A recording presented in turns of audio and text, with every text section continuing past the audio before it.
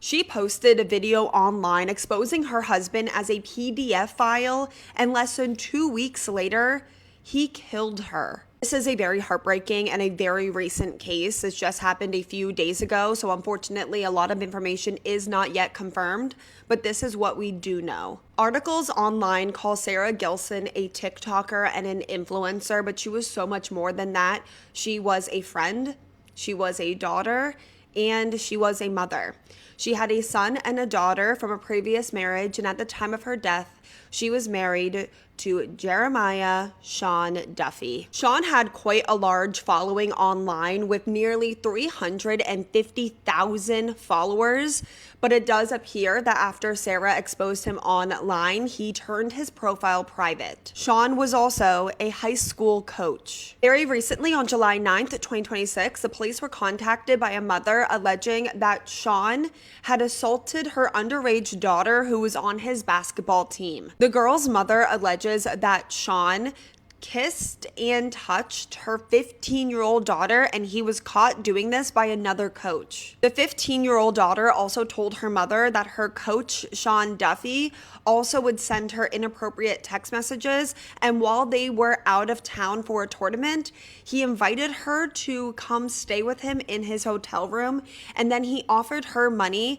to keep her quiet. The day after this police report was made, that mother filed a protection order for her daughter against Sean. In that same exact day, July 10th, 2026, Sean's wife Sarah, after finding out what her husband allegedly did to a child, also filed an order of protection against her husband, Sean. And this was actually the third time that Sarah filed an order of protection against her husband. She filed 2 in 2021, but they were dismissed after she failed to show up for court. But this time she did file through, and the judge was not wasting any time. That same exact day, the judge granted this order of protection, meaning that Sean Duffy could not come in between 100 yards of his wife, Sarah. And it was actually very scary because at this point, Sean Duffy was on the run and the police could not find him. And the day after being granted this order of protection against her husband, and only 2 days after this police report was made alleging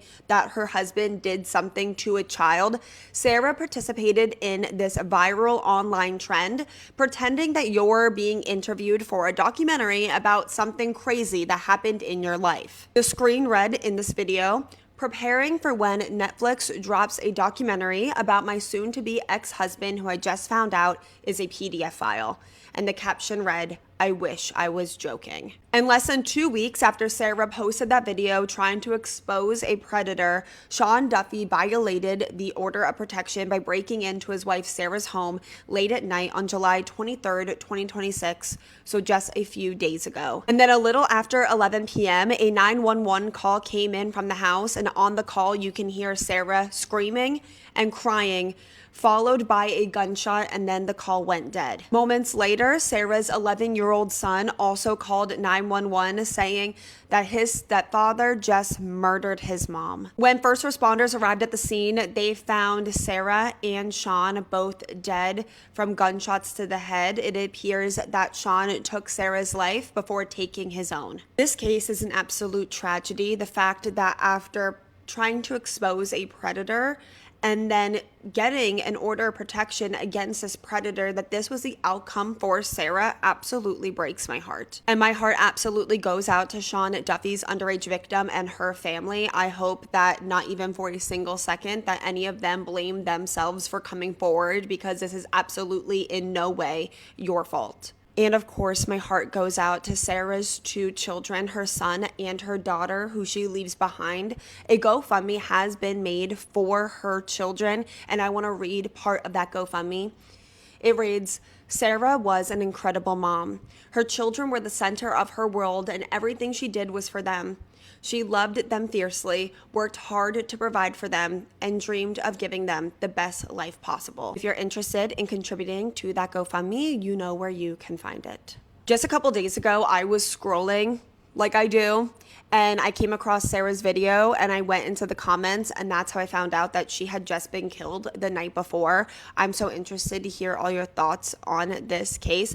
Did you see her video? Have you heard of this already? But while you're in the comments, please always remember to be respectful. So many victims are left behind in this case, not just Sean's victim, but also Sarah's 2 children. And we at least know that her 11-year-old son witnessed this happen, or at least found his mother's body. So please always remember to be respectful while you are in the comments, and also, of course, for everyone else that Sarah leaves behind, and for Sarah, who lost her life in this case after trying to expose a predator. Absolutely heartbreaking. While you're in the comments, please let me know what case you want to see me cover next. Thank you to the hundreds of you that suggested that we cover this case today. And I will see you guys all next time in my next video. Please be a good person to your fellow person. A 4-year-old girl was cooked to death inside an oven, all because he believed she was Lucifer. It was October 27th, 1984, when firefighters were called to an apartment in Auburn, Maine, after neighbors reported smoke and loud religious music coming from inside. At first, nothing about it suggested what was actually happening, just an odd smell in the air, and music that didn't feel like it belonged in a place like that. But when firefighters forced entry, the music was still playing, and then they found the oven. Inside of it were the remains of 4-year-old Angela Palmer. What makes this case so difficult to process is what led up to it. The man responsible, John Lane, didn't describe rage or a sudden loss of control. He claimed something far more disturbing, that Angela wasn't a child, but Lucifer, a demon that he believed was threatening him and his family. He said he was carrying out an exorcism. According to investigators, he placed Angela inside the oven, turned it up to high temperatures, and used a chair to physically block the door. That detail would later become central in court, because it suggested something deliberate rather than impulsive. John's defense argued that he was psychotic, suffering from severe delusions, unable to understand reality. But the prosecution pointed to his actions and argued he still knew what he was doing, and that became the turning point of the case. Angela's mother, Cynthia Palmer, was also inside the apartment. She claimed she had been beaten unconscious and forced to ingest pills by John, leaving her incapacitated while everything happened. She was later acquitted of the crime. John Lane was convicted of murder in 1985 and was sentenced to life in prison. But the outcome doesn't change what happened to 4-year-old Angela inside that apartment. What did you guys think about this case? Leave your thoughts in the comments below. They starved and tortured their 14-year-old daughter till she was only 35 pounds. Walter Goodman tortured his 14-year-old daughter. His daughter was also tortured by her stepmother, Melissa Goodman, her stepsister, Savannah, and Savannah's romantic partner, Kayla. The whole family locked the victim in her bedroom for 4 to 5 years. The family constantly watched the victim through a webcam surveillance system that was in the victim's room, giving her zero privacy. The victim was forced to message the family every time that she wanted to leave her room to use the bathroom, but the family purposefully ignored her. The victim was provided with no mattress and had to sleep directly on the hard floor. The victim's family starved her, but when they did feed her, she was severely punished for taking more than one bite of food at a time. The entire family was using government-provided food stamps to eat, but would never feed the victim. The family would beat the victim with a belt whenever they wanted to. Walter would tell the victim, who was his own daughter, by the way, if I could leave her somewhere in the woods, I'd leave her. And I wish I could unalive you. The household group texts would constantly mock the victim, calling her stupid, a dummy, and also referring to her as an it. The family pretended like they were homeschooling the victim, so she never had to leave the house for school. The victim was finally saved when her family found her in a life-threatening, almost comatose state, so they called for help. The victim was 14 years old and only 35 pounds, but luckily she survived. None of the adults in the family have been sentenced yet because the legal process is still ongoing. But what do you guys think about this case? She had plans to get rid of her husband because he didn't meet her standards. 23-year-old Jagdish Salunki was living in India. His father ran a barber shop in the village, and once he finished his studies, he ended up moving in with his older brother. Eventually, Jagdish found a job in a pharmaceutical company, and that's when his family started searching for a bride for him because now he was getting a decent income, and according to his family, that was the right time to get married. Proposals started pouring in for Jagdish, and one was from Vaishali Thackeray. A meeting was arranged between both families, and after the meeting was done, the families agreed to the marriage. Once Jagdish and Vaishali got engaged, they ended up meeting and talking on the phone so that they can get to know each other better. The relationship seemed like it was going fine, and within 6 months, that is when Vaishali realized that Jagdish wasn't compatible with the way that she wanted to live her life. Jagdish was too simple for Vaishali's taste, and she would often tell him to dress more stylish, but he would just ignore her, and this is when she came to realize that the marriage wasn't going to work. So 20 days before they're supposed to get married, Vaishali tells Jagdish that she doesn't want to marry him and that she would rather focus on her career first and then get married. Jagdish ends up talking to his parents about this, and his parents end up talking to Vaishali's parents, and they resolve the situation by pressuring her into the marriage, and they get married. On March 6 of 2019, Vaishali ends up calling Jagdish's uncle who lived nearby. On the phone, she tells him that she was out to buy vegetables and she had returned home around 11 a.m. when she saw that the house was a mess and Jagdish's body was lying unconscious. His uncle and other family members arrived to the home, and it looked like it was a robbery gone wrong. When they checked Jagdish's body, he was still breathing, so they rushed him to the hospital, but once he arrived, he was pronounced dead. The police start their investigation and they start questioning Vaishali, and she suggests that the thieves must have went inside the home, unalived her husband, and then robbed the place. Once Jagdish's autopsy comes back, it was revealed that he was strangled, but before he was unalived, he was poisoned.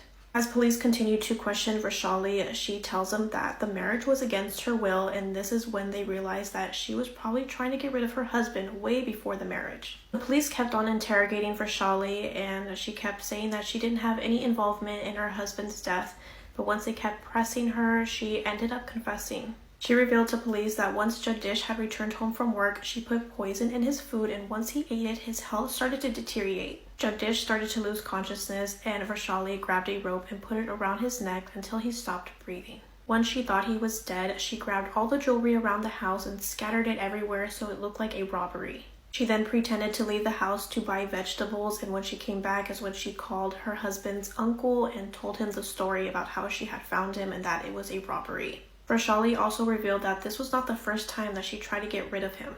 Just 3 days before their wedding, Vaishali had invited Jagdish to her bachelorette party, but since he was busy with work, he couldn't make it. But he ended up arriving late, so she gave him a box with food in it to go home and eat it. However, when Jagdish went home, he opened the box of food and noticed that there was a foul smell, so he threw it away. They were only married for 3 months until she successfully got rid of him. Sadly, the only reason that Vaishali got rid of Jagdish was because she preferred modern guys, and he was just a simple guy who stayed away from the glitz and glamour. Vaishali was arrested and sent to jail, and the case is still ongoing. A man watches an episode of Unsolved Mysteries and realizes that he found that person several years before. Timothy Michael Molnar, who went by Tim, was 19 years old and living in Daytona Beach, Florida at the time of his disappearance. He was a straight-A student who was studying aeronautical mechanics at Embry-Riddle Aeronautical University because he was just obsessed with aviation. Outside of school, he loved restoring cars, and he was known as somebody who was intelligent, quiet, and incredibly responsible, which is why what happens next is so bizarre. On the morning of January 24th, 1984, Tim will get into his 1969 Dodge Dart and take his 14-year-old brother Frank to school. Before going to class, he realized that he left his bike at home, so he heads back home and gets his bike in his car. his mother will catch a glimpse of him driving away, and his mother Helen didn't realize that this is the last time that she would see him alive. Tim was supposed to be heading off to class, but he never made it there, and then he never made it home that night, which Tim was a creature of habit. He always came home at the same time, so they knew something was wrong. They called his friends and nobody had seen him, so they would end up contacting police. The following night on January 25th, they received a call and all they heard was static. Now, Tim's family believed that he might have just left on his own accord. And I don't know if Tim had anything going on in his life or what made them think this, but they believed he left on his own accord. And they had thought this phone call was from Tim, but that he was going to call and say that he was okay and just got scared and hung up. Several days after Tim disappeared, he would have a relative pass away, and Tim was set to inherit $50,000. All he had to do was come forward, and he never did. His parents would find out, though, that he withdrew all of his money from his savings account except for $10 for some reason. His parents would receive their credit card statement a few weeks later, and they would find out that somebody used their credit card to buy gas in Lake City, Florida, which was 150 miles north of Daytona Beach. And Tim's mom was able to track down the gas station attendant who did verify that it was Tim, he was alone, and he was not in any distress. 4 months later, an auto impound company out of Atlanta, Georgia, would mail the family a notice that 6 days after Tim had went missing, they had found the Dodge Dart abandoned in a parking lot just a block away from a Greyhound bus station. Now, the family was pretty upset that it took this long to receive the notice, but when the vehicle was searched, they would find his driver's license, wallet, college books, and the parents' credit card. It's noted in several reports that several expensive items like his stereo, bike, and toolkit were missing. But other than the bike, I wonder if the stereo and the toolkit he sold to make money for this trip, or if somebody later on stole them. Because it's never noted if the car was locked or unlocked. But there is nothing for several years. Unsolved Mysteries will air an episode about him in 1995 and then re-air it in January of 1996. A man named Stephen Call was watching this episode and he has a chilling realization, so he calls the show's hotline to tell them that 10 years earlier, him and his dad had found remains in a frozen sheet of ice in a wooded area near Merton, Wisconsin. The reason that he called the hotline is because the unidentified man had a bike near him, as well as Stephen recognized the clothing from the Unsolved Mysteries episode. So the medical examiner will get a hold of the Molnar family and ask, hey, have you changed your locks? Because there were keys on this unidentified person. Helen says no, so he mails her the keys. Sure enough, it's one of their house keys as well as a Dodge Dart key. DNA testing was performed, and in November of 1996, investigators were able to positively ID the John Doe as Tim Molnar. Now, they have no idea how he died. There was no clear cause of death. There was no obvious signs of trauma, and they have no idea how long he was actually there for. Tim's case is so interesting to me because there are so many questions that we're never going to get the answers to. But how does a 19-year-old college student from Florida end up in a wooded area in Wisconsin alone? And why was he there? He probably left on his own accord, but what happened next? As of July 2026, we still don't really know what happened to Tim or why he was in Wisconsin or why he was in those woods. I would love to know exactly what these woods are like and how deep he was to be able to make sense if he died from the elements or I guess what he was doing. This case baffles me because we're never going to have the answers to it. If you or anybody you know has any information regarding the death of Tim Molnar, you can contact the Volusia County Sheriff's Office at 386-248-1777. Thank you for listening to Tim's story. Be sure to follow for more true crime, and if you have any case recommendations, feel free to comment, directly message me, or fill out the suggest a case form in my link tree in my bio. She took the life of her 3-year-old son so he wouldn't tell anyone about her affair.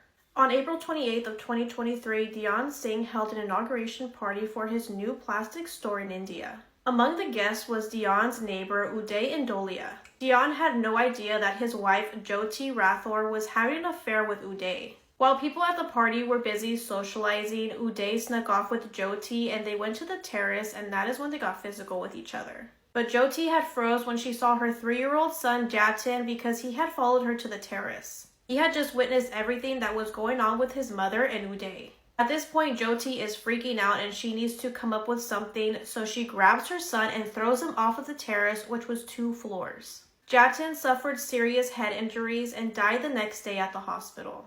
Jyoti's next plan was to lie to her husband and tell him that their son had fell off of the terrace because he had slipped. Because of this, she ended up having nightmares and hallucinations, and she ended up confessing to her husband. Dion recorded a video and audio of her confession and handed it over to police, and Jyoti and Uday were both arrested. We've all had those moments, right, where somebody comes up to you on public transport and sits right next to you despite there being loads of free seats. I doubt you've ever expected them to cut off your head. This case will put you off public transport for life, and the most terrifying part is the cannibal killer in this case is now free. It was a warm day in July 2008 in Portage-la-Prairie, about 40 miles from Winnipeg. Tim McLean was a really well-liked 22-year-old guy. He actually worked as a carnival barker, which is a job that I'd never heard of before, but apparently it's very similar to like an announcer. Tim was travelling home on the 30th of the month on a Greyhound Canada bus. Now, Tim was minding his own business, he had his headphones in, he was looking out of the window,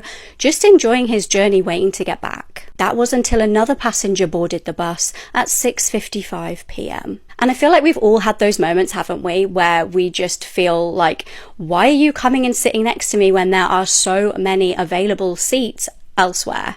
It's just unnerving, isn't it? And I think that Tim must have felt this way, but he was quite a polite guy. So when the man Vince Lee approached him and sat by him on the bus, Tim just smiled at him and asked if he was okay. As Tim smiled at this guy and asked how he was doing, all hell broke loose. Vince began lunging at him with a knife. He started slicing into him in full view of the other passengers. They were obviously horrified and totally fearing for their lives at this point. Tim was trapped and the horrific attack got more and more gruesome. He started mutilating Tim, who was literally pinned into the seat. The bus driver pulled over immediately and everybody fled the vehicle except for poor Tim, who was totally trapped. He was just clinging on to life. That's when Vince decapitated him. He then held his head up to show the horrified passengers that had fled the bus. Some were crying, some were throwing up at the side of the road. You probably think this couldn't get any worse, but you would be wrong.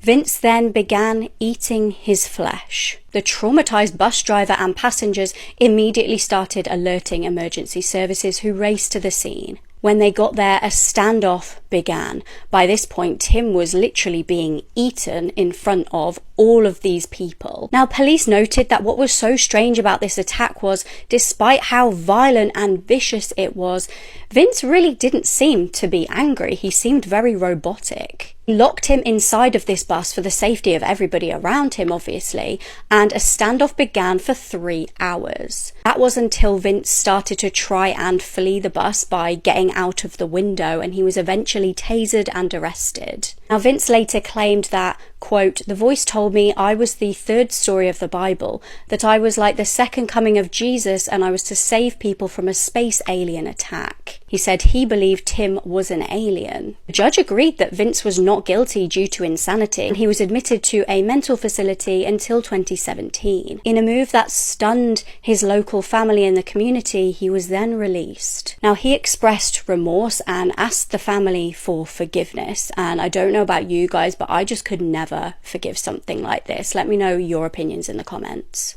She had intercourse with her 15-year-old son and only received 2 years in jail. Frank Von Yates had his children come visit him for the summer. When Frank would leave for work, his children would be left with their stepmother, Alexis Von Yates. One night, when Frank was working late, Alexis decided to stay up with her 15-year-old stepson. The two of them smoked together, played video games, and then watched a horror movie with each other. Then, 34-year-old Alexis started to SA her 15-year-old stepson. When Frank returned home from work, he found Alexis and his son having intercourse on the couch. Obviously, it is assumed that Alexis got sent to prison for life, but no. Alexis only received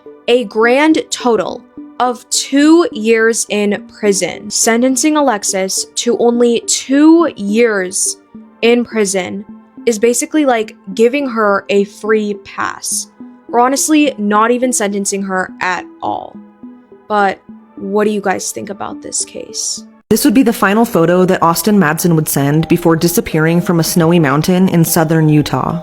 Austin is a 32-year-old husband and father of 2 from Mapleton, Utah, who disappeared on January 27th of this year. He was out hiking when he sent this final video of a snowy mountain to a friend. His wife last FaceTimed him, and according to her, he was snowshoeing and it looked like he was having a lot of fun, but then he said he was trying to find his truck.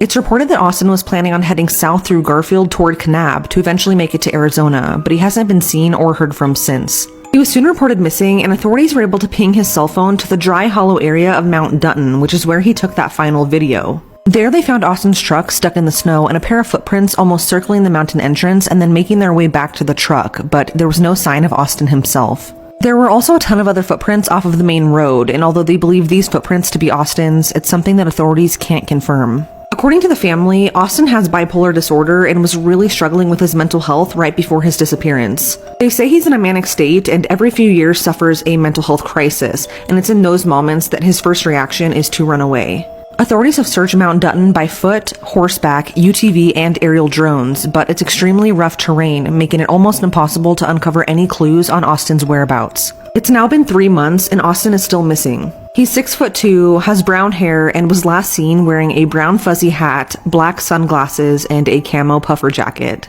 I've also attached the GoFundMe in my bio set up for Austin's wife and 2 kids who could really use our help until he's found.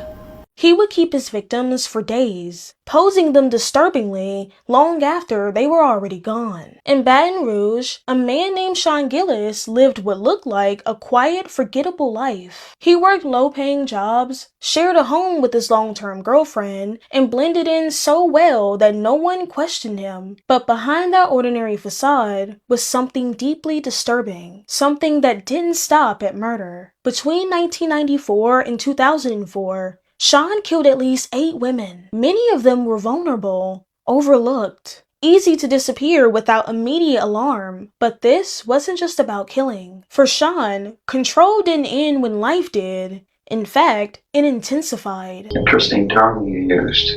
That's exactly the way I looked at it.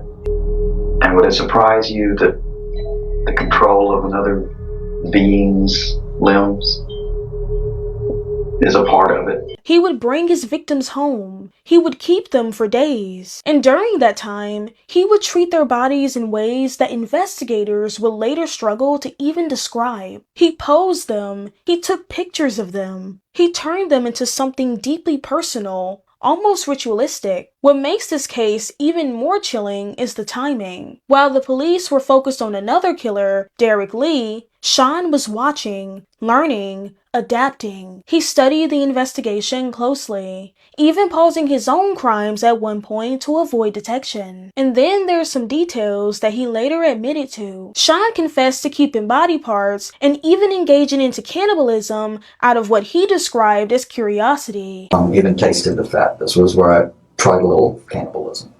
Okay, human fatty tissue does not taste good. I don't advise it. And for years, he got away with it. No DNA, no clear pattern pointing directly to him, just the man hiding in plain sight. Until one small detail, a rare tire track, connected him to his final victim in 2004. That single clue unraveled everything. When he was finally arrested, Sean didn't deny it. In fact, he confessed very calmly, in extreme detail. He even described himself as pure evil, as if he understood what exactly he had done. Today, he's serving multiple life sentences at Louisiana State Penitentiary, held in maximum custody. What did you guys think about this case? Leave your thoughts in the comments below. In 2021, Hunter Lewis was planning a detailed treasure hunt for his family, but he went missing on the final day and he hasn't been seen or heard from since. Hunter was a 21-year-old aerospace engineering student at Cal State Long Beach who was an avid outdoorsman. For 2 years, Hunter had been planning an elaborate 3-day treasure hunt for his family. He was so detailed with it that he created clues and keys with a 3D printer and hid these items all over Humboldt County, California for his family to find.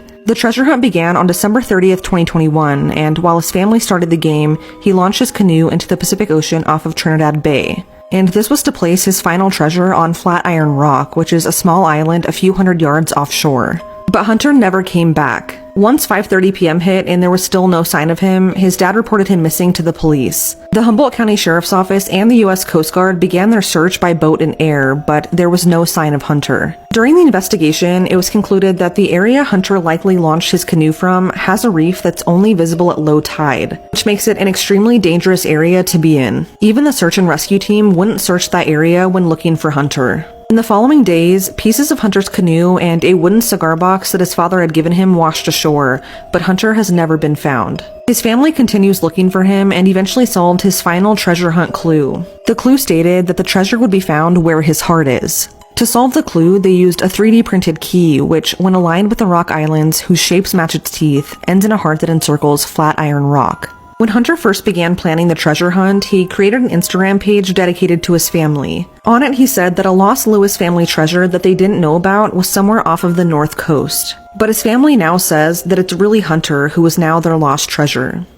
The JonBenet Ramsey case is about to be solved. There's been some huge developments in the JonBenet Ramsey case, and the techniques that they're now using on the JonBenet Ramsey suspects are the same techniques that caught the Golden State Killer and solved the mystery of the boy in the box. Now, we're all probably thinking that the JonBenet Ramsey case is going to be one of those that's just never solved, like the Madeleine McCann case. But the boy in the box case, if you remember, was kind of solved after 65 years. It took 4 decades to catch the Golden State Killer. The update is that a private team is now working through a list of over 600 people collected by Lou Smith. What reassures me is that the Boulder Police Department aren't the ones that are actually investigating this, because we all know that they basically made a mess of this case right from day one. It's actually Lou Smith, the detective's daughter, who is now working on this. Apparently Lou had compiled a spreadsheet of all of the suspects. They've got unknown DNA that was found on JonBenet's underwear and under her fingernails, and before anybody says anything about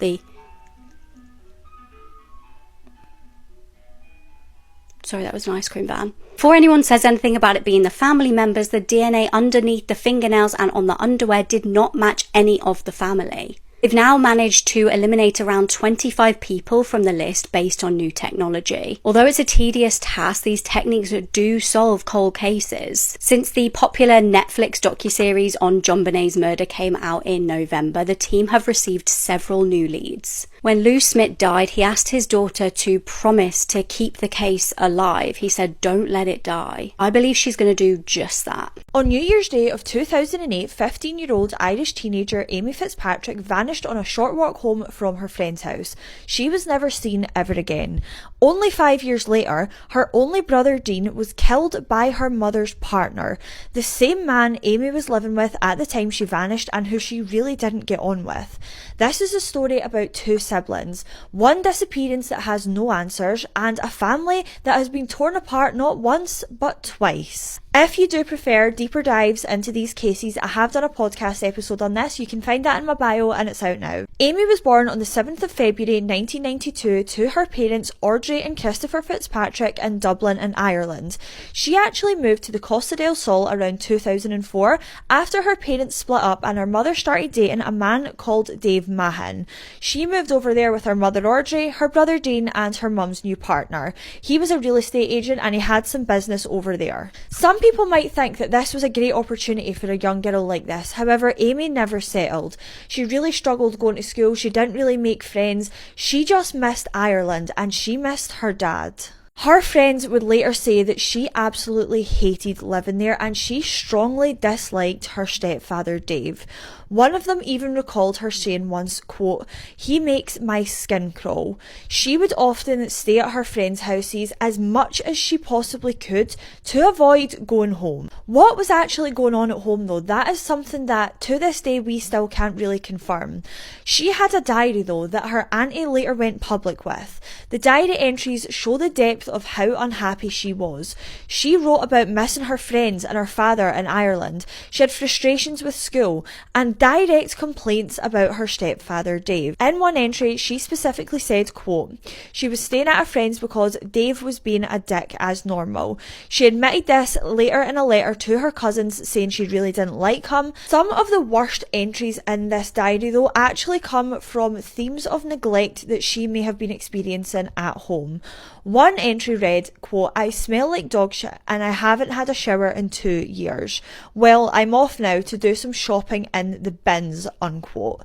She's essentially referring to having to get scraps of food from the bin. This is something that's been highly obviously disputed by her mother Audrey and her stepfather Dave, that she was just frustrated at living in Ireland and she was lashing out like this. However, friends have came forward and said that sometimes Amy was very unclean and unkempt. Sometimes she was absolutely starving and seemed really hungry. So I feel like there's always 3 sides to the story. I think the truth lies in between the 2 sides, coming from the friends and the family. A trip was planned back to Ireland in late 2007 that Amy was so excited for. However, this was cancelled, obviously leaving Amy absolutely devastated and distraught. All she wanted to do was go back to Ireland and live with her dad. She told her best friend Ashley out in Spain that once she got to Ireland, she planned to never ever return to Spain. A very important part that will become key later on in this story is that Amy actually had 2 phones. One was a Spanish phone that she would use for calls and texts whenever she had credit. However, that phone was smashed, thrown against a wall during an argument about a month before she disappeared. Some sources say that was thrown by Dave and the phone was smashed by Dave. Some say that it was just thrown in an argument. This case is very he said, she said. It's hard to verify the exact details. She also had an older pink Irish Nokia phone that wasn't connected to any network. However, she liked to keep this for her music. As it is in 2007, I can imagine she would have a Nokia flip phone with loads of Bluetooth music on it. She also kept all of her contacts in there that she would contact when she wanted to phone home to Ireland. Now, as I mentioned, Amy struggled to make friends over in Spain. However, she did have one best friend, a girl called Ashley. She stayed at Ashley's all the time and she was also close to Ashley's mother. Now, Ashley and her mother are adamant that on the night that Amy vanished, she had that pink phone with her when she left the house on the night of the 1st of January 2008. They saw her use it. They saw her use it to open it up and find her mum's contact number so that she could contact her mum through Ashley's landline. Now, why is this important? Well, after Amy vanished, the same pink phone was found in her bedroom at the family's apartment. Friends have suggested that this would be strong evidence that she actually did make it home from Ashley's that night. Her mother has contradicted this though and said that Amy often forgot her phone and left it behind. This discrepancy though is one of the most talked about things in this case because it's the 2 main witnesses in this case, the 2 parties I would say that were closest to her, are given completely different accounts and 2 different lots of information. I would lean towards the side of believing Ashley and her mum because she would have needed that phone to get the number to phone her mum. Around 10 p.m. on the 1st of January 2008, Amy left Ashley's house after they were helping to babysit Ashley's little brother. Ashley walked her partially home to a dirt track, which then Amy would take home to walk back to her parents' apartment. She said that Amy was carrying that bag and, according to Ashley, that pink Nokia in her hand. She never arrived home that night and she was not reported missing until the 3rd of January. A large search began involving the police, dogs, helicopters, but absolutely no trace of Amy was found. She only went from A to B, from Ashley's to her house, and there was no trace found of her. The Spanish police essentially came to a dead end and the family decided to hire a private investigator. A few months after this private investigator was hired, there was a break-in, both to the family home and to the private investigator's office. The only thing that was stolen was the laptop being used in the investigation and also Amy's pink Nokia phone. I do go into more detail about this in the podcast if you want to hear it. In May of 2013, the family are back in Ireland. Now, this is when a fatal incident happens that honestly is probably going to form your opinion on the theory as to what you think happened in this case. Dean, Amy's brother, and also Dave, Audrey's partner, Amy's stepdad, they both attended the same gym. Now, I could not find a lot of information on what their relationship was like, but essentially what happened in the following days are this. Dean took a water bottle from Dave Mahan's bicycle at the gym to annoy him. Dave Mahan then spent the next day drinking and repeatedly trying to contact Dean. That night, Dean came over to the apartment. When Dean was over here, we don't actually know fully what happened, who started it, or what actually occurred. However, an argument broke out. Dave Mahan would later tell the guard eye that Dean pulled a kitchen knife on him. Dave then apparently took it off him and put it back in his pocket. They somehow ended up outside the apartment, and Dave Mahan said that he took the knife out and Dean walked into it. It was then that Dean suffered a single stab wound to the abdomen that was 14.5 centimeters deep. It damaged the aorta, the small intestine, and actually reached his spine.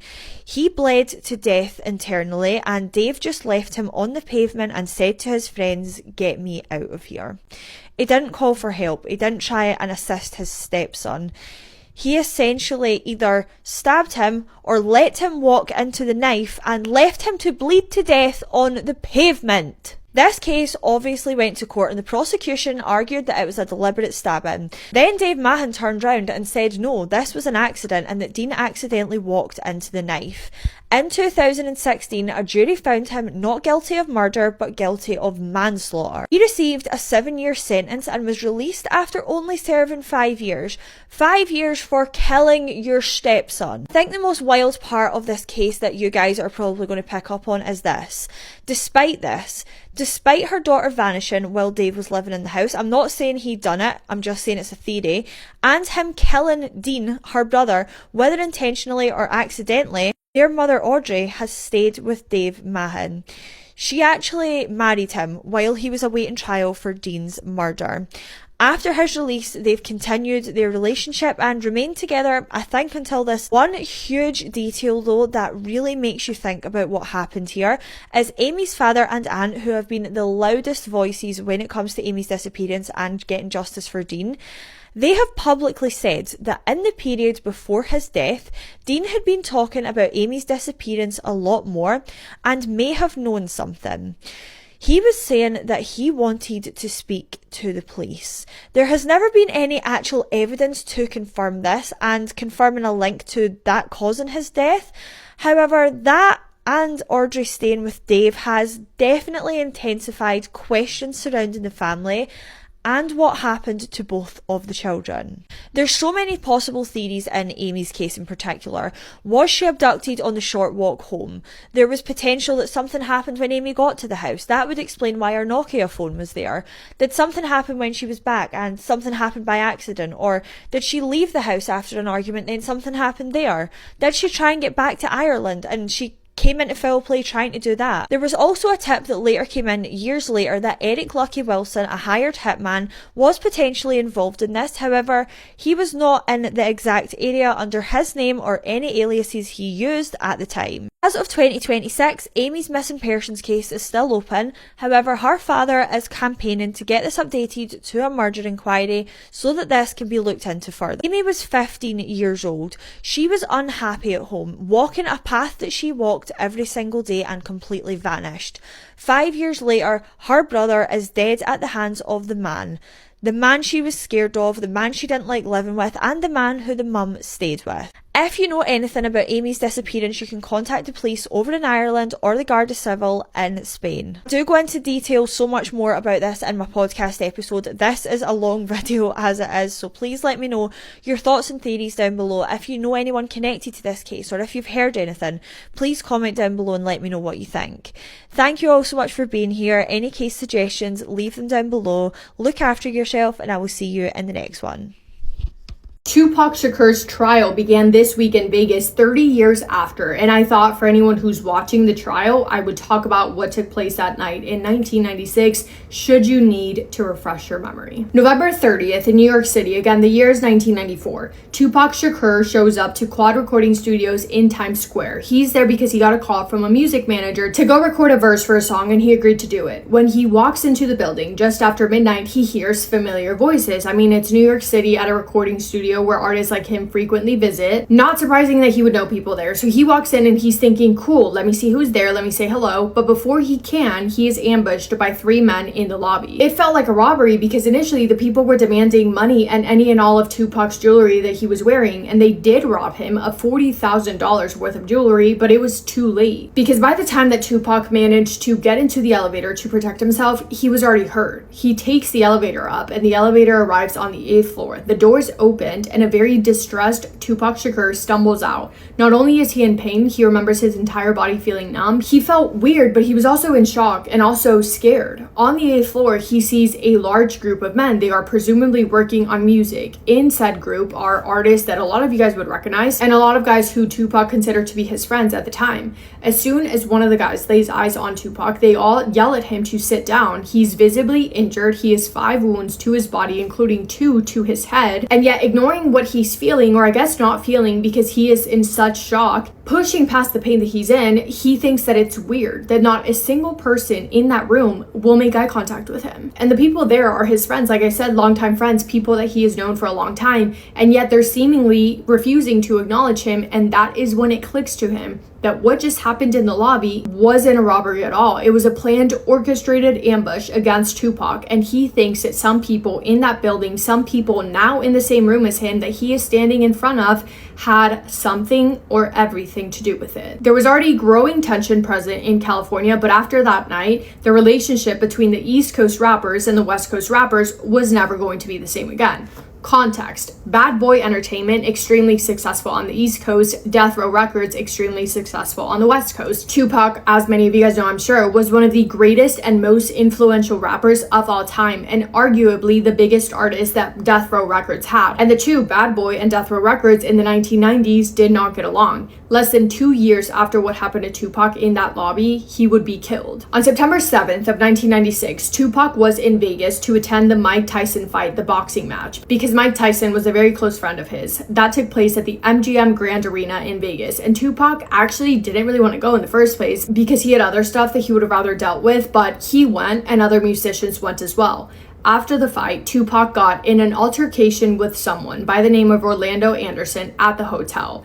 Reason being that Orlando Anderson had allegedly attempted to rob one of Tupac's friends a few weeks earlier, and Tupac didn't like that. But that night at the hotel, the guy who was almost robbed was with him, and he saw Anderson. He told Tupac that he was there, that he was the person who had tried to rob him, and Tupac ran over to confront him. It was a whole thing. MGM security guards tried to break it up, and Tupac eventually went back to his hotel room. At the hotel room, he saw his girlfriend, told his girlfriend about this altercation he had just gotten in, and then he left. He changed clothes, left the hotel, and got in the passenger seat of a car, a BMW sedan, drove off and headed off to a charity concert at a club where he was supposed to perform that night. Tupac's bodyguard, Frank Alexander, would later say that he wanted to be in the car with Tupac, right? Because that makes sense. He's his security guard, but allegedly Tupac asked him to drive in a different car, not only so that he could drive his other friends, other guys, but also so they could have another car in case they wanted to go back to the hotel at separate times of the night. Other friends of theirs, members of Death Row Records, as well as cars full of women, were driving behind them, all driving to the same club. They were driving, and at around 11 p.m., the car that Tupac was in gets pulled over for playing music way too loud, as well as for failing to have a license plate.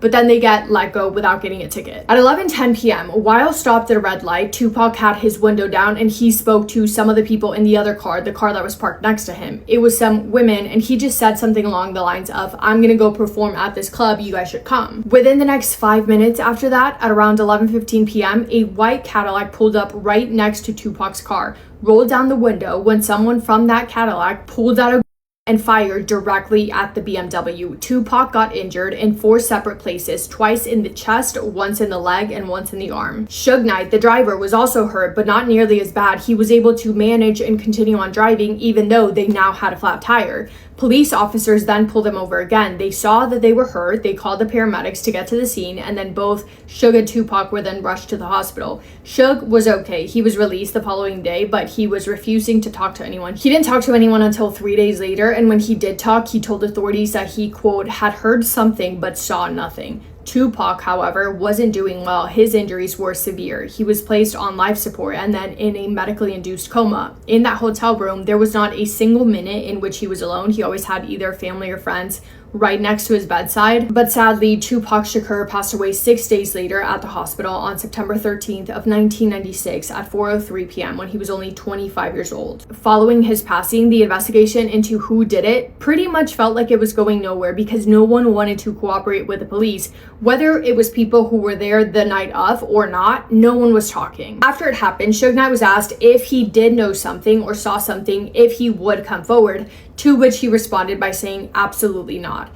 Everyone that could have known anything was refusing to talk, which only made it easier for speculations to go because there were simply no answers. People thought that maybe it did have something to do with Orlando Anderson, the guy who Tupac got into it with at the hotel right before he got in the car, because Tupac had come on to him at the hotel. People speculated and wondered if he could have been bad enough to then go after him for a final time once he was in the car. People also wondered if Biggie Smalls could have had something to do with it because Biggie was East Coast, Tupac was West Coast. They were rivals, and Tupac had pretty much been dissing Biggie in his songs for years. They were friends at one point, but once they became enemies, the fallout that they had was public. Tupac also had suspicions that Biggie Smalls could have been the person or one of the people who was behind the 1994 incident in the Quad recording studios in New York. Others considered the possibility that Suge Knight could have been behind it himself because allegedly shortly before Tupac had been considering leaving Death Row Records, he had confided in people saying that he was thinking about leaving Death Row Records because he felt like they had too much control over him and he didn't think that they were giving him enough of a fair cut of all the money that he was making.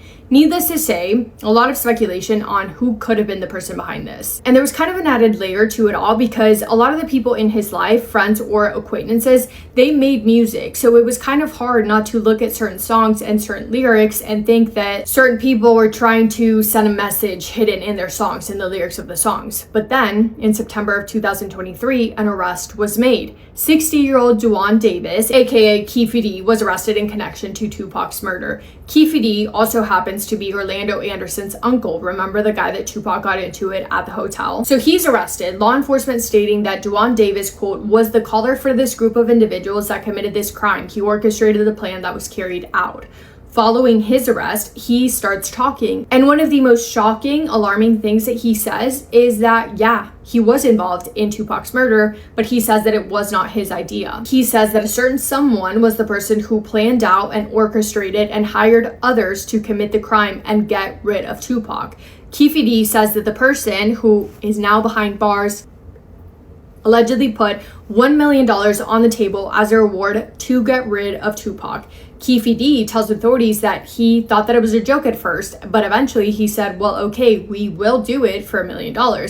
A deal is made, allegedly, and then a plan is put together. And keep in mind, Keefe D is telling authorities this in 2023, but everything that happened in 1996, obviously. So that night, Tupac just so happens to get in a fight with Keefe D's nephew, Orlando Anderson, and in Keefe D's head, it only validates the decision that he had already made to go through with the plan. They all get in their cars, Tupac in one car, Keefe D, Anderson, and maybe other people in another car, and they are driving around allegedly looking for Tupac. They find him, and well, you know the rest. And authorities are hearing this information, right, from Keefe D, and you might be wondering, well, why is he telling them? Well, his reasoning is that he never got paid out the $1 million that he was promised. He only got $500,000. So he's pissed, and because of that, it makes it easier for him to, I guess, tell the truth.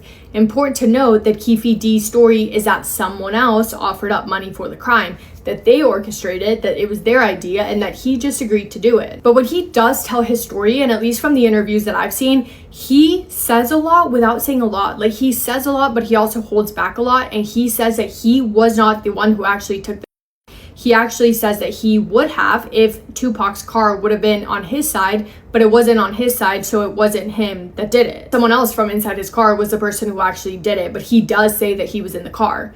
So like I said, his trial just started. The prosecution is alleging that Keefe D orchestrated and planned the entire thing. He was charged with 1 count of murder with the intent to promote, further, or assist in a criminal group in connection with a 1996 murder of Tupac Shakur, to which he pleaded not guilty. So what we can expect in court is the prosecution's argument that under Nevada law, orchestrating a murder carries the same legal weight as if he would have pulled the Prosecutors allege that Keefe D did not pull the himself, but instead supplied the and organized the retaliation. They state that the murder was done as an act of revenge after Tupac got into it with Orlando Anderson at the MGM Grand earlier that night. The defense's argument, on the other hand, is that the prosecution's narrative is quote-unquote fiction. Keefe D's past admissions were merely exaggerated tales that were meant to generate money and just entertainment, is what they're saying. So I guess we will see what happens. Keefe D is innocent until proven guilty in a court of law. And yeah, I read a report that said that his trial is supposed to last somewhere around a month. So that is currently playing out. That's it for me today. Let me know if you're watching this trial. I am curious. And let me know if you would want me to cover the trial. But yeah, thank you for spending time with me today. Hope you guys are having the best day. If not, go do something to make it the best day. Make somebody happy, and I will see you in my next video. Massive kiss on the forehead to every single one of you. A mother murders her 3 children and then jumps out of a second-story window. This case is currently about to go to trial. Opening statements are set to begin on Monday, July 27th. This is an extremely tragic case. It's also a very controversial one. Is Lindsay Clancy guilty of 3 counts of cold-blooded murder, or is she not guilty by reason of insanity? Lindsay Clancy married her husband, Patrick Clancy, in 2016. Lindsay always loved children and babies. She was even a labor and delivery nurse for nearly a decade. Lindsay and Patrick went on to have 3 beautiful children together, a 5-year-old daughter named Cora, a 3-year-old son named Dawson, and an 8-month-old son named Callan. Together, they seemed like this sweet, beautiful, happy, perfect family, and everyone looked at Lindsay as the perfect mother, and that her children were her entire world. After their second child, Dawson, was born, Lindsay did experience some postpartum anxiety, but after the third child, Callan, was born, things just got progressively worse. And Lindsay was very open with her husband, her family, her friends about how much she was struggling mentally in the months following Callan's birth. She was very anxious. She couldn't sleep, and she just kept feeling like things were just getting worse and worse. Lindsay went to different doctors and different treatment centers multiple times looking for help. Over the course of just a few months, she was prescribed 13 different medications, and she was even seeing a counselor 5 times a week. And during her mental health struggles, Lindsay's parents and her husband were there every single step of the way. Patrick even went to every single doctor's appointment that he could. In early January 2023, after telling her husband that she felt that she should be hospitalized, Lindsay Clancy was admitted into a psychiatric hospital, but then was discharged only 5 days later. Within a few weeks, she would kill all 3 of her children. January 24th, 2023 seemed like it was going to be a good day. Patrick even said that it was the best day that his wife had had in months, and he was hopeful that this was a sign that they were through the worst of it and things were about to get better. Earlier that day, Lindsay took their daughter Cora to a doctor's appointment. Staff said that Lindsay seemed perfectly normal, nothing concerning at all. Lindsay then went out and played in the snow with her 2 older children, and she even sent photos of them in the snow to her mother and her husband. It was just supposed to be a normal day. And then later that evening, Lindsay asked her husband Patrick if he could go pick up dinner and if he could run an errand for her. He left around 5:15 p.m. and then he even called Lindsay about 20 minutes later to clarify the errand that she needed him to do for her. And again, Patrick said that Lindsay seemed perfectly normal before he left and on the phone call. But when Patrick returned home, he found his wife, Lindsay, laying outside critically injured, and she told her husband that she had jumped from a second-story window in an attempt to end her own life. And when he asked her where the children were, Lindsay said that they were in the basement. Patrick was the one that tragically had to find his children. Lindsay had strangled all 3 of their children, 5-year-old Cora, 3-year-old Dawson, and 8-month-old Callan, with exercise bands, and the bands were even still around their necks. All 3 of them were rushed to the hospital, but sadly, Cora and Dawson would pass away that same day, and then 8-month-old Callan died only a few days later. Their mother, Lindsay, survived her jump from a second-story window, but she was left paralyzed from the waist down. And then she was charged with 3 counts of first-degree murder. Lindsay's defense intends to argue that Lindsay is not guilty by reason of insanity and that she was suffering from postpartum psychosis. And after her husband left the house, she heard voices commanding her to kill her children and herself. That Lindsay had no choice. She was not in control of her body. It was like an out-of-body experience where she was not in control of what her body did. The prosecution intends to argue that Lindsay is not and was not clinically insane, and instead she killed her children in premeditated, cold-blooded murder. Lindsay was never diagnosed with postpartum psychosis, and they accuse Lindsay of sending her husband Patrick out of the house to go get dinner and run an errand as an excuse to get him out of the house so that she could murder their family. They claim that they searched Lindsay's phone, and in this search they discovered that an hour before she asked her husband to go pick up dinner, she used her phone to look up how far away this specific restaurant was, and that she chose this restaurant because it was quite far away. And that it was odd that she would have chose this restaurant because they typically did not choose restaurants for takeout nights that were this far away. They would typically choose something that was much closer, but she wanted him out of the house for as long as possible. They also allege that Lindsay used her phone to search different ways and different methods to murder someone. And they believe that this is evidence to prove that she was at least in her right mind enough to know what she was doing. Patrick Clancy did forgive his wife, and he continues to support her. He says that he did not marry a monster and that she was just very, very sick, and he asks the public for sympathy and understanding. He has also filed a wrongful death lawsuit against those that treated his wife, believing that it was their negligence that caused him to lose his entire family. Patrick and Lindsay have since officially divorced, and Patrick has moved to New York City and has remarried. Opening statements are set to begin this Monday, July 27th. I'm so interested to hear all of your thoughts and opinions on this case, and also extremely interested to see if your thoughts and opinions change throughout the trial. Please let me know all of that in the comments, but while you're there, please remember to always be respectful, not just for Patrick, who lost his entire family all in one day, but also for the rest of their family and loved ones. But most specifically, please be respectful for Cora, Dawson, and Callan. 3 innocent, beautiful children that lost their lives way too soon. This is their story, so please be respectful. Please just remember them while you are in the comments expressing all of your thoughts and opinions on this case. And while you're in the comments, please let me know what case you want to see me covering next. Thank you to the hundreds of you that have suggested that we cover this case, and I will see you guys all next time in my next video. Please be a good person to your fellow person.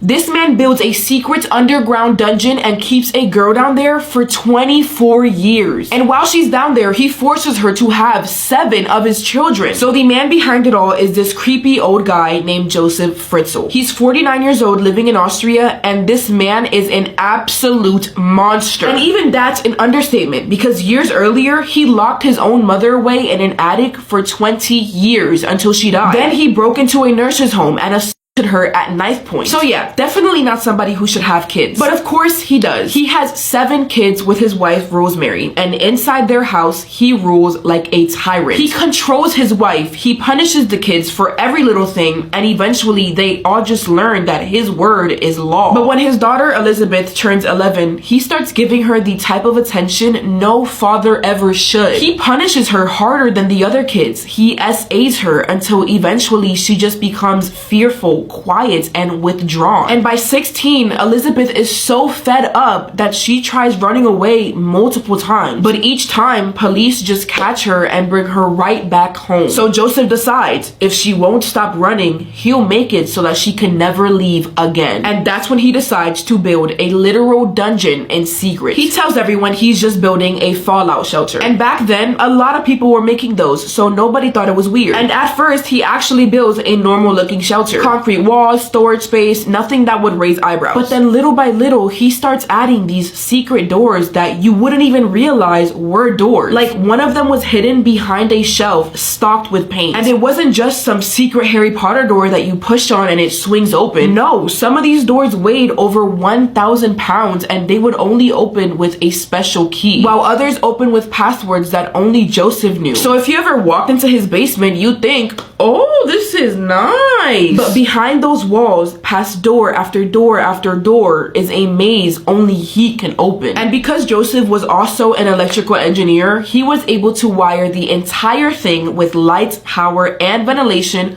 all by himself. He even soundproofed the entire dungeon so nobody could hear the screams of his victim. And while he's doing all of this, nobody suspects a thing. So by August 1984, Joseph's project is ready. Now he just needs a way to lower his own daughter down there. So one day on August 28th, 1984, Joseph calls his daughter Elizabeth, who by then is 18 years old, down into the basement. He tells her he needs help holding a door while he puts it into place. But what she doesn't know is that this door is one of the last pieces to his trap. And as she's standing there, boom! Joseph suddenly presses a chemical-soaked cloth over her mouth until she passes out. He then drags her into the dungeon and seals the door permanently. And just like that, Elizabeth's world becomes a living horror for the next 24 years. Now that same day, when Elizabeth didn't come home at all, not to dinner, not to work, her mother Rosemary started to panic. So she straight up asks Joseph, where the hell is our daughter? And Joseph already had an excuse ready, one that he probably rehearsed a million times in his sick head. He tells her Elizabeth had simply ran away, that she'd gone off and joined some kind of cult. And the sad part is, it actually sounded believable. Because remember, Elizabeth had already tried to run away before. So Rosemary honestly thought maybe this time she finally went through with it. But still, she was a mother at the end of the day. She was still worried, so she filed a missing persons report. But that was a big problem for Joseph. He couldn't have cops doing all this digging. So at some point, he goes down to the basement and forces Elizabeth to write a letter saying that she's tired of the family and doesn't want to be found. Joseph then showed it to Rosemary and the police, and just like that, the search is dropped. And while the whole story is buying his cult story, Elizabeth is chained up to a bed in this pitch black room. And when I say pitch black,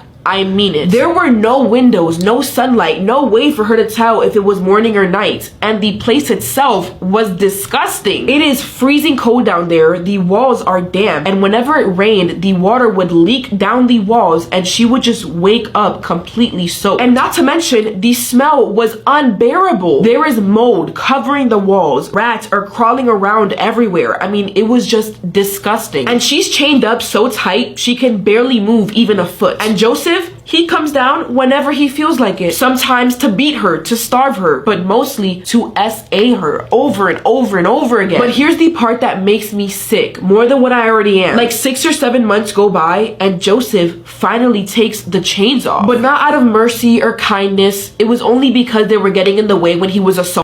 Like, what an actual monster. And once the chains were off, things only got worse. He gets her pregnant for a second time, and when she's finally about to give birth, he doesn't even help her. He just hands her an old medical guidebook and says, figure it out yourself. So in 1988, down in that dark, moldy bunker, Elizabeth somehow manages to give birth to her first surviving child, a little girl named Kirsten. And Joseph didn't even come to check on her or the baby for 10 days straight. And I truly don't know how Elizabeth did it, but she managed to keep her baby alive all by herself. But another year later, in 1990, Joseph gets Elizabeth pregnant again. It's actually a boy this time, and she names him Stephen. So now both of these kids remain underground, never leaving those walls, which is just so incredibly sad. Oh my god. But even with all that, Elizabeth is still trying to make the cellar livable for them. She starts decorating the bathroom tiles with little drawings like a yellow snail, a purple octopus, stars, and suns. Things that the children have never seen in real life. She teaches them to read and write. She invents stories about pirates and princesses. Basically anything to make life feel less like hell for them. But Joseph made sure her life was still hell. He keeps on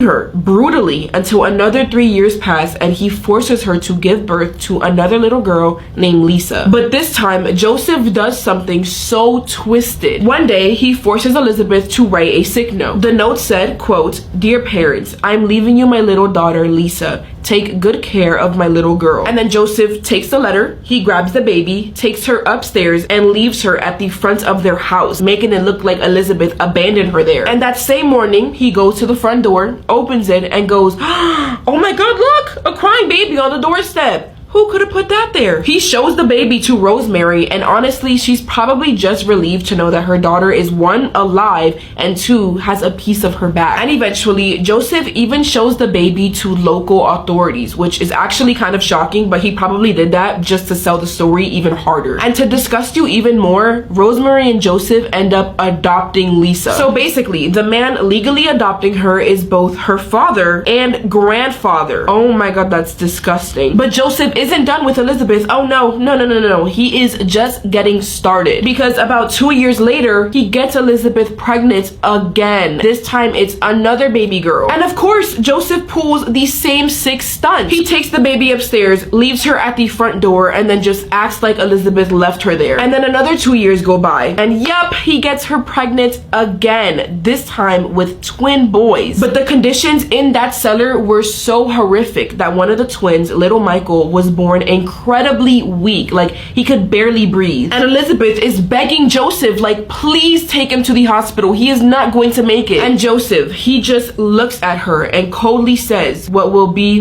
will be. Are you kidding me right now? That's basically him saying it is what it is. That is insane. And sure enough, at just 3 days old, baby Michael ends up dying in Elizabeth's arms. And just when you think this man couldn't get any more evil, he proves you wrong. Joseph takes baby Michael's little body and in their furnace like it's nothing. And then he scatters the ashes in the garden behind his house. Okay, I think we need a second to breathe because this is a lot, so let's breathe. Okay, let's continue. So after Michael dies, Joseph doesn't care. Clearly, he just keeps right on abusing Elizabeth like nothing ever happened. And over the years, Elizabeth keeps giving birth again and again and again and again. In total, 7 children are born in that filthy cellar, all fathered by her own dad. And by the time the last one is born, Joseph is 67 years old. What he needs to do is find a freaking retirement home, preferably in a jail cell. Now here's the wild part though. 3 of those children were taken upstairs and adopted by Joseph and Rosemary. Their names were Lisa, Monica, and Alexander. So to the outside world, it just looked like Rosemary and Joseph kept mysteriously finding babies on their doorstep. And at this point, people are like, how many babies will Elizabeth drop off from this so-called cult? 1, maybe 2, okay, sure. But 3, yeah, no, it's looking very sketchy. But every single time, Joseph covers it with one of those fake letters. And somehow, for whatever reason, people just keep on believing it. And just to really put it in perspective how much time has passed, Elizabeth's first baby, Kirsten, is 15 years old. And Elizabeth herself is already 36. I mean, she's already spent half her life in that dungeon. That's genuinely insane if you really think about it. But to add more into how evil this man is, he would take pictures of the 3 kids he adopted doing totally normal stuff. They'd be swimming in a pool, playing in the snow, blowing out candles at their birthday parties. Then he'd carry those photos downstairs and shove them in the face of the kids who are stuck in the cellar. He'd be like, see this? Look at what your brothers and sisters get to do. It was his sinister way of reminding them, that's a life you'll never have. You will never see the sun, you will never make friends, and you will never go outside. But listen, I could sit here all day and unfold story after story of the horrific things Joseph did to Elizabeth and the kids. But if I keep going, we're gonna be here for the next 24 years, right alongside them, because that is exactly how long it lasted. So let's fast forward to the moment this evil, deranged maniac slips up and finally gets caught. It all starts when one day in 2008, Joseph suddenly has a big problem. Elizabeth's oldest child, Kirsten, who is now 19 years old, gets really sick because after spending her entire life underground with no sun, no fresh air, no doctors, her body just gives up and her kidneys start failing. And Elizabeth knows if she doesn't get medical help right now, she is going to lose her daughter. So she gets on her knees and literally starts begging him. She's saying, please,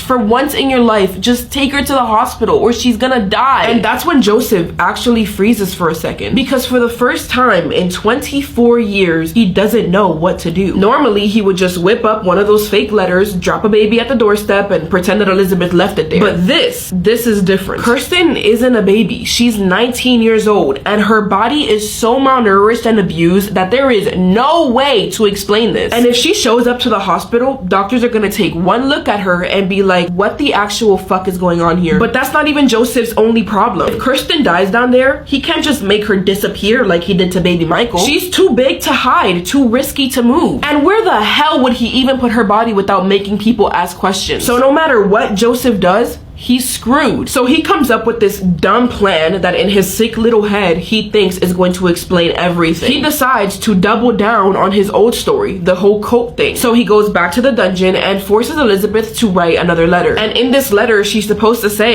oh hey, by the way, Kirsten is my other daughter. She's like 19 years old. I raised her all by myself in the cult, and now surprise, she got really sick. So I'm gonna drop her off here. It's so stupid, I know, but that's exactly what he does. And the second Kirsten shows up at the hospital, doctors are like, yeah, no, this is not adding up at all. She is pale as a ghost. I mean, her skin looks like she'd never seen sunlight before. Her teeth are completely destroyed because remember, she's never been to a dentist. And on top of that, she has zero medical history. It's like she doesn't even exist in the system. So doctors immediately pick up the phone and call the police. And they're like, listen, the story that this man is selling us right now, a quote, a letter, we're not buying it. And police agree. So they're like, okay, where's the mother? Because if Kirsten really came from a cult, if this is really Elizabeth's kid, then we need to see her right now. And at that point, Joseph starts sweating and he's shaking because he knows if he doesn't bring Elizabeth, they're going to dig until they find her. So in his twisted little brain, the only move he thinks he has left is to bring Elizabeth up from the dungeon and pray he can manipulate her into lying for him to the police. But Joseph still has another big problem. He can't just bring Elizabeth upstairs without people asking questions. So he tells everyone this BS story that Elizabeth has quit the cult and come home to take care of her sick daughter. And once that's done, he goes down into the cellar, and for the first time in 24 years, he brings Elizabeth and her 3 other children outside. He then drags her straight into the police interrogation room, still trying to control every single move she makes. The whole time, he's whispering into her ear, telling her the same poison he's been telling her for years. Do not say a word. Nobody will believe you. And if you try to talk, I will take your children. So she's sitting there in front of these detectives, completely silent and terrified. And these detectives are looking at her and they're like, she is not okay. So they decide to make a smart move. They take Elizabeth and they move her to a private room without Joseph. And that's when they basically tell her, we suspect that you're the one abusing Kirsten, and if you don't explain yourself, you're going to be the one to end up in jail. And that just breaks her. Elizabeth just bursts into tears because she would never hurt her children, but she also can't escape the control that Joseph has drilled into her head for the past 24 years. And even in that room with him gone, surrounded by all these detectives, she still feels his presence, like he's right behind her, breathing down her neck. But eventually, through all the tears, she begs the police for one single promise. I will tell you everything, every horrific detail, only if you promise me I will never have to see my father's face again. And right then and there, the police assure her she won't. And once she hears that, Elizabeth lets it all out. The cellar, the maze of doors, the chains, the abuse, the children born underground, everything. And the detectives are just sitting there like, what the fuck? So immediately, Joseph Fritzl is finally arrested on the spot. They throw him into custody and charge him with everything under the sun. False imprisonment, incest, SA, murder for the baby that died, all of it. And when it finally goes to trial, Joseph walks into the courtroom all smug, like he's still in control. But then Elizabeth shows up too. And to protect her identity, she's wearing a wig, which means that Joseph didn't even realize it was her at first. She looks right at him, and the second they lock eyes, he freezes. He knows that's her now, and all of that fake confidence just drains out of him. Because for the first time ever, he knows he does not have power over her anymore. And that's when the court hits him with a verdict: life in prison, no parole. And just like that, his narcissistic, evil, maniac, deranged, psychopathic, manipulative, I mean, I can go on, he is never walking free again. That is what I love to hear. Lock him up. Group hug to Elizabeth and all her children. They deserve eternal peace. And group hug to you guys as well. I love you. I will see you in my next video. Mwah. This is one of the most eerie and bizarre cases that I have ever researched, and it's a closed case, but I still ended with more questions than answers. Let's talk about the death of Todd Geib. Todd Douglas Geib was 22 years old and living at Half Moon Lake near Casnovia in Michigan. He worked for Hager Distribution Incorporated, and he was very close with his family. His parents, sister, nieces, and nephews all lived in Ravenna, Michigan, but he visited them basically every weekend. He was also very athletic. He loved baseball, football, and basketball, as well as he was an outdoorsman. He loved deer hunting with his dad, fishing, and dirt bike riding, and he was known as somebody with a dry sense of humor who was fun to be around and was just all around a good person. On Saturday, June 11th, 2005, he was at his parents' house for dinner, and then he would leave at about 6:30 p.m. This would be the last time his family ever saw him. But at about 7:30 p.m., he went to Half Moon Bar and Grill with some friends. And then at about 9:30 p.m., he would leave with 3 guys and 2 girls. I don't know if the guys are the same guys that he was hanging out with before or not. They will head over to a party/bonfire at an abandoned orchard in Casnovia Township. A lot of places, for some reason, say that it's in Muskegon, but it's definitely not. You can pull it up on the map and see that it's not close to there at all. I don't know why they put that. But they will go there. This is an annual party that is had, and there's about 50 to 100 people there. Now, there's 2 stories on what happened, at least 2 stories on what happened next. The one is that at midnight, he was seen leaving and walking home, which it was about a 1.8-mile walk to his house.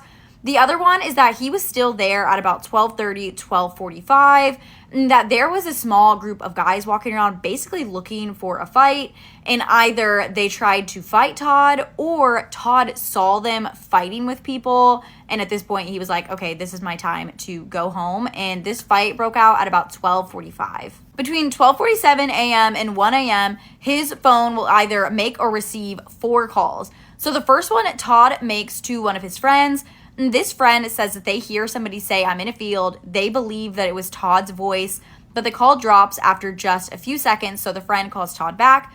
Somebody answers, and all this friend heard was either breathing or the wind, and the call drops after 39 seconds. The next 2 calls are to one of Todd's really good friends, but this friend did not answer. The following day, nobody could find or get a hold of Todd, so his mother filed a missing persons report. And unlike most of the cases we talk about, they took it very seriously and sprung into action immediately. They put him in their database as an endangered missing person. They got search parties together. They even had a helicopter looking for him and dogs. They actually had a bloodhound track his scent around the party, then down a dirt road, and then down the edge of White Road, which is the road he would have walked for part of the way to get home.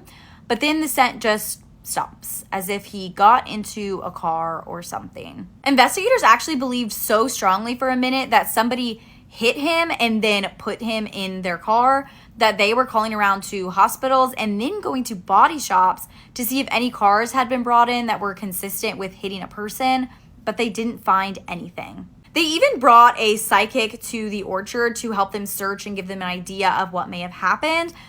And what they had to say was extremely interesting. So they said that Todd is deceased and would be found near a lone tree partially underwater in an open area that was located in the southwest corner of a small marsh or swamp, about 900 feet to the north of where the party was. Now, this is rather specific, and you'll understand why it's interesting here shortly. 1,500 feet north from the party, there is a lake called Ovid Hall Lake. And when the psychic said this, they actually searched around the lake. Now, it's unsure if they searched in like the southwest corner, like she said, but they did look and they didn't find anything. It wouldn't be until 21 days after he was last seen on Saturday, July 2nd, 2005 at 5 p.m. that a couple was fishing at Ovid Hall Lake and they found something very disturbing. Todd Geib was found dead in the lake, and his shoulders and head were actually out of the water. He was in an upright position. This was so odd that in the death scene investigation report, they note several times how unusual it is to be in this upright floating posture. Many had never seen it before, and they even note that he had nothing tied to his body or anchored to him that would cause this to happen. His wallet, credit cards, money, driver's license, keys, and one shoe were found on him, but his hat, cell phone, and one shoe were missing. And I haven't been able to find definitively if these items have been found or not, so I'm not 100% sure. But they simply thought that he left this party, was intoxicated, walked into the lake, and accidentally drowned. But the autopsy tells a different story. Todd had no water in his lungs. His blood alcohol level was at 0.12. He had 2 antidepressants in his system that he wasn't prescribed and aren't typically taken together, so they really have no idea why these would be in his system. But his clothing was fairly clean.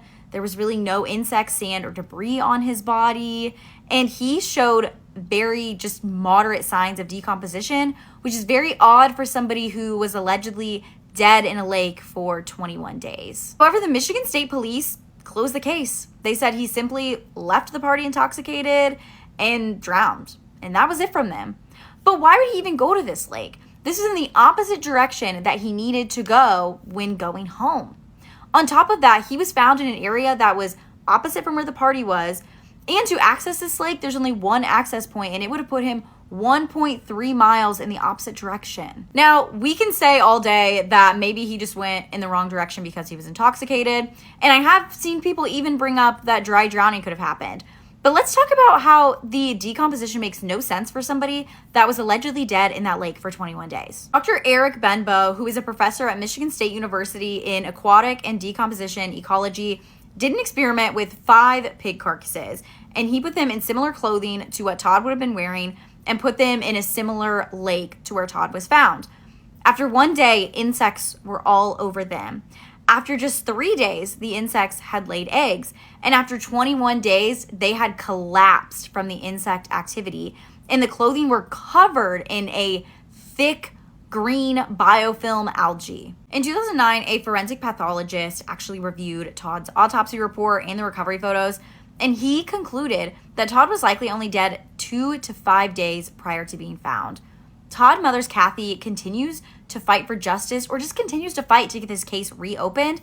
She runs a Facebook page called Reopen Todd Geib's Case, and there's a change.org petition that I will also link in my link tree if you want to read up on that and consider signing it. None of Todd's story makes any sense, and as of July 2026, his family still has no answers. All they are asking for is this case to be reopened so that it can be properly investigated. If you or anybody you know has any information regarding the death of Todd Geib, you can contact the Michigan State Police at 616-866-4411. Thank you for listening to Todd's story. Be sure to follow for more true crime, and if you have any case recommendations, feel free to comment, directly message me, or fill out the suggest a case form in my link tree in my bio.